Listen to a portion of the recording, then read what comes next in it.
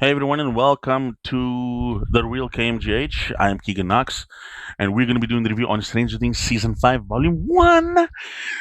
Boom. So basically, Volume 1 came out November 2026, 2025. Okay, we're going to get Volume 2, which is going to come out on the 25th of December, which is Christmas this week. And then we're going to get Volume 3, which is the final volume, which is going to air on New Year's Day. Okay, so let's get down into the review of Stranger Things Season 5, Volume 1. Okay, moving swiftly.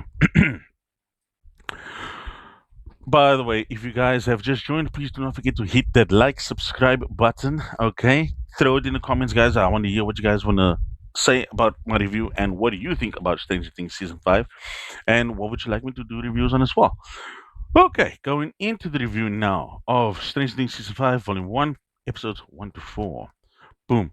So the townspeople that live in Hawkins, even though they know of the strange activities that has been happening in the town, and of course all the long metal coverings and the military personnel everywhere, I'll explain why these long metal coverings. Okay, surely this would have been made. Well, this would have made people want to leave the town, even though everyone is quarantined there. Okay, everyone is quarantined because of what happened in season 4. Now, this was not how I expected the show to start, especially after the huge cliffhanger at the end of season 4, from what seemed like where nobody could return to Hawkins to, oh, we just put some metal sheets over it to keep it out of sight. So the upside down came to the upside up at the end of season 4. And the military is like, we'll close it with a couple of metal sheets, bolt it to the ground, and it won't be here anymore. That's basically what they did. There's like sheets all over Hawkins that covers the upside down. It's like stupid. How do you even make metal sheets that big, by the way? Like this massive hole? How do you get a sheet that big? It's like that's really, really industrial sized. But then I guess the United States military could do anything but what I'm about to talk about. Okay? So, okay, from what seemed like nobody could return to Hawkins to, oh, we just put a couple of metal sheets over to keep it out of sight, and booyah, everything's done. The townspeople also get these checkups twice a month, which are mandatory by the government and the military to check if there are any strange anomalies townspeople might have. Okay? But nobody ever questions why the kids in the town around the ages of between 9 to 12 all have an imaginary friend, and they all call this imaginary friend by the same name. But each of them don't really know that they each have an imaginary friend who they all call by the same name. Very strange. Sometimes these kids even talk to this imaginary friend while they are in school. And some of the teachers notice this but inform the parents only, but don't find it suspicious to why almost all the kids are doing the same thing. Talking to somebody who's not there, goes by the same name. And they tell the parents, if I was a teacher and I was noticing a lot of the kids are talking to dude who's not there, I'm not going to feel that I'm alone in the classroom anymore when the kids are out of school. I'm going to feel like that asshole is here somewhere. Okay? I would inform the military and I would probably quit my job because if the kids start talking to somebody who's not there and he's always hanging around the school, I ain't going to the school no more. I'm not going to see the flickering lights going on and off, and like things moving around, and I have to figure out and be like, it's probably just the wind, and it's not the imaginary friend, but I'm dragging about you. That's how strange things are getting in Stranger Things season 5. Moving on. 11 is really focused on beating Vecna, but they don't even know what Vecna is really up to, okay? Because the military guards all the entrances to the Upside Down, okay? 11 this time has gotten better at speaking English in the show, but seems to be a bit of a glitch. Now, what do I mean a bit of a glitch? Take the GL and replace it with a B. Basically, that's what I mean, okay? 11 doesn't really worry about anything else besides taking down Vecna. She even doesn't care about everybody else. It's just Vecna, Vecna, Vecna, Vecna, Vecna, Vecna. Okay? 11's love story with Michael is basically non existent no more. So her character doesn't really get any growth in this season 5, volume 1, from what I would say. And on top of that, she gets de weaponized by this weapon called the Hedgehog, which is like a massive sonar, right? Pointed in her direction, and she goes, like she's having a seizure and she can't use her powers anymore. All that training that they've been doing for like months, maybe more than a year, and nothing, nothing comes from it. Okay, so no, this is not how I expected the hero of the show to stand out in the first volume of the final season.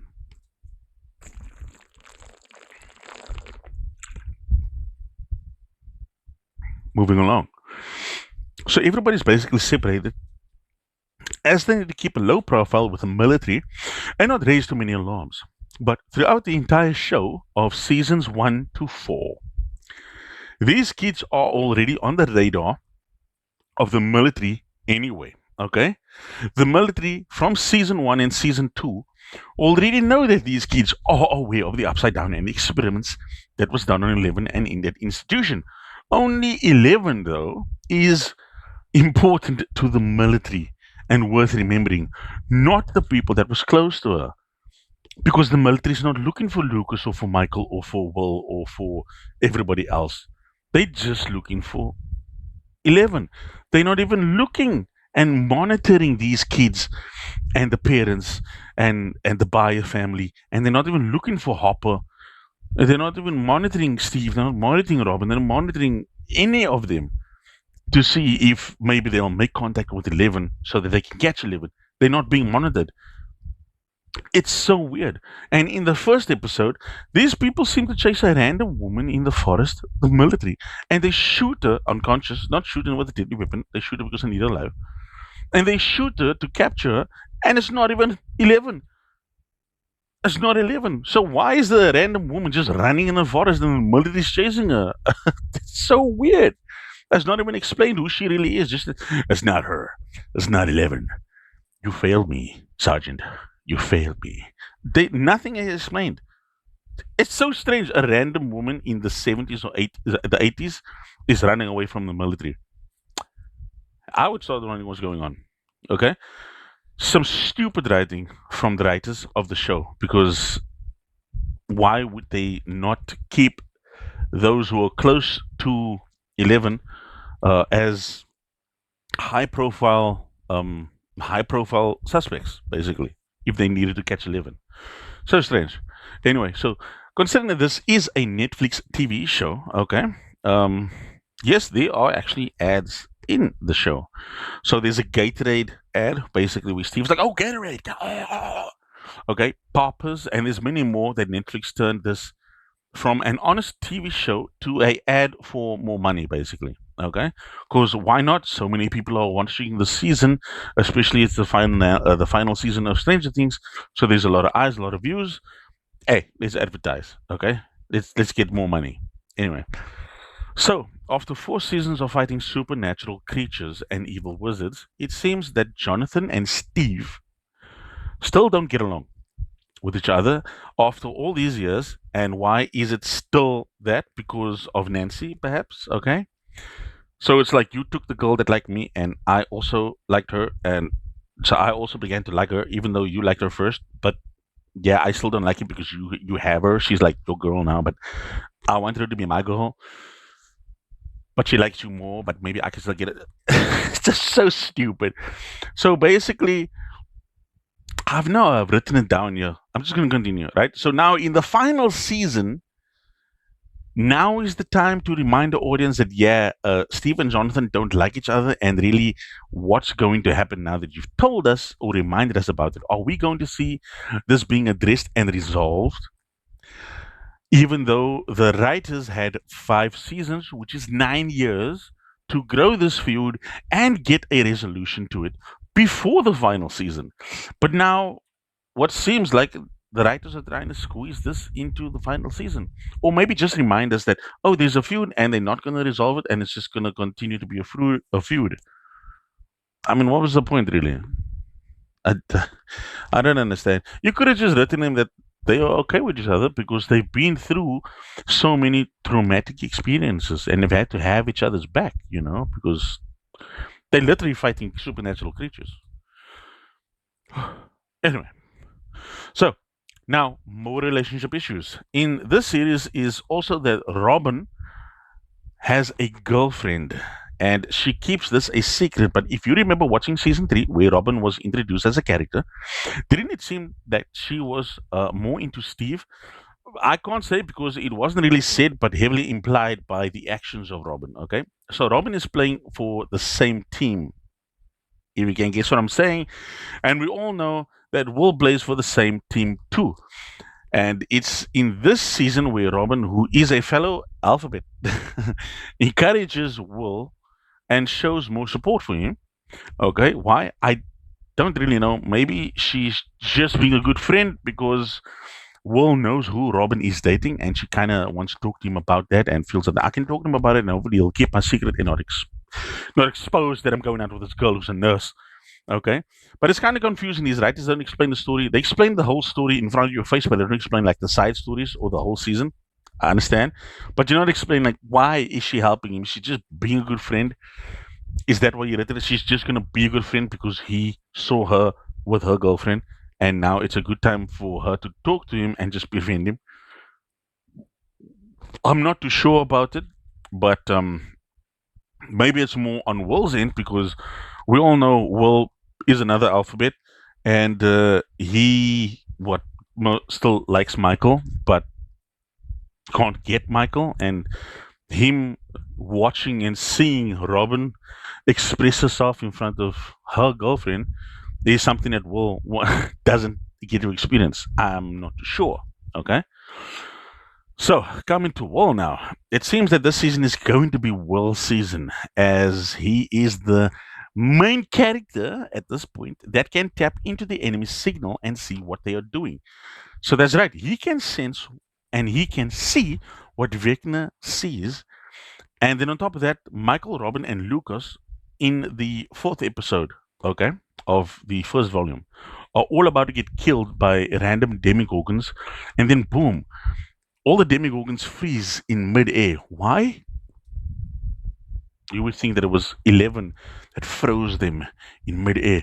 No, it actually seems Will literally uses psychic powers, the Force, and freezes the demigorgons in their place. That's right, Will is apparently psychic, okay? And he kills them. He kills the demigorgons, like 3 all at once. And he gets the nosebleed just like Al, and that is actually where season 5, episode 4 ends, where it seems that Will is just like 11 and Vecna. Now, is this Vecna's plan? This is the question that I'm asking now. Is this Vecna's plan?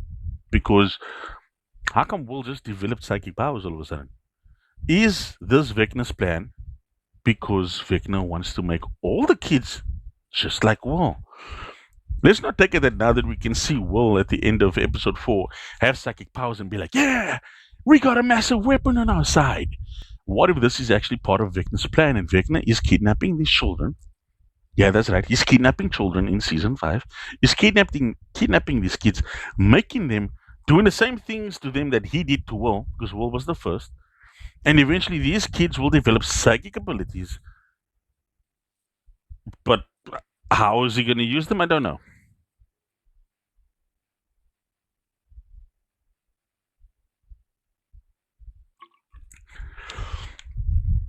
That's the strange thing for me.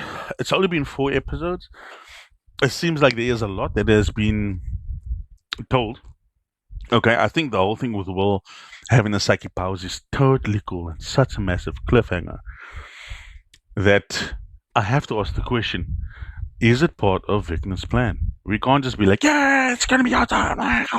Nah, dude. What if he's supposed to be a bad guy? Because season 2, it turned out to be a vessel where Vecna could see through. Let's not forget that, okay?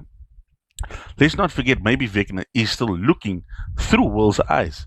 It's just not that apparent to us right now because the writers and the showrunners don't want us to see that yet. But we've seen it in season 2, and now in season 5, we see that Will can see through their eyes. So what's really happening here? Okay. We also get to see I totally forgot her name, but the main character we get to see Sarah Connor. Sarah Connor's in the show. Yeah, Sarah Connor, the actress who played Sarah Connor. She is a major general in this season 5, and she's the one that is leading the military. Um, what do you call it now? The military outfit that is involved in season 5. And to be honest, the military is well organized, but at the same time, they're kind of weak because they got automatic rifles, they got all the weapons, they got grenades, but a demigorgon they can't take down. They're like shooting a demigorgon like constantly, and demigorgon's like taking it, like, and it kills them. It's like so weird. I mean, where's a bazooka, guys? I'm telling you, whenever there's a battle, you got to be like, you have to be like Arnold, just get a bazooka. Demigorgon gone. That's basically what happened. We just need to see that. But no, they're all using rifles and pistols apparently, and even a turret on top of a vehicle is like nothing to a demigorgon. Demigorgon will go for the guy, and a demigorgon is tanky in this season 5. All demigorgons they tanky. They take the bullets and they kill the guys. But in episode 1 or episode 2, uh, a woman with a wine bottle stabs a demigorgon, and the demigorgon takes the most injuries I've seen so far in the season. You know, um, but yeah, it is a very exciting season so far, Volume One. There's so many things to talk about. Lucas doesn't much play that of a big role in here. Maxine kind of does. She is in the show, but she only appears in like the last episode or last two episodes at the end of at the end of the third one, at the end of the third episode, and then during the fourth episode. But not really that big, really. She's still kind of alive, but in like a memory palace place. Um, is she ever going to come out of the coma? We don't know. Okay, maybe when they defeat, maybe if they defeat Vecna, maybe then, maybe then. So we can't really say. Um, yeah, it's much of a cliffhanger, but you know, I think I just mentioned all of the characters now. There's no need to talk about other characters. It's also strange to see that Molly or Holly Wheeler has grown so fast from like season 4. I mean, but okay. Looks like the writers put her into the show, and she's important now because she's one of the kids that was taken. Um, so yeah, that is. I'm gonna actually like close it off there. That is the review for season 5, volume 1. What do I say so far? Look, the last episode so far of episode 4 of volume 1 was really really good. Very a lot of action, cool. Um, Kind of like the stories between the characters have gotten really lame. Yeah, yeah, it's gotten lame. To be honest, it's not like I care. I don't care. Okay, and slow and explanatory because they tell you this is what's going to happen. We're going to do this. We're going to do this. Man, yeah, it's like you can expect that because they've already told you the plan. Throw in a couple of twists, guys. Writers, the writers. I know it's too late now. You already wrote the show and like produced it. The next show you're gonna do, because apparently I heard there's gonna be spin-offs of season of Stranger Things. Dude, get some twists involved in the show. Okay, we want things that are good.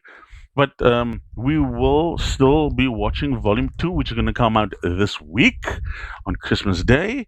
For sure, guys, I'm going to do a review on that one as well. We're going to finish this entire season. Okay. But so far, for Volume 1, because it is actually the beginning, I'm going to give it a 5.